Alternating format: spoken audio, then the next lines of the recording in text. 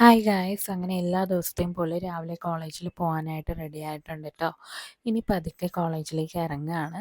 2025 പുതിയതായിട്ട് എന്താണ് ചാനലിൽ ചെയ്യാമെന്ന് ആലോചിച്ചപ്പോഴാണ് ഇതുപോലെ ഡെയിലി വ്ളോഗ്സ് ഇടാമെന്ന് വിചാരിച്ചത് കേട്ടോ.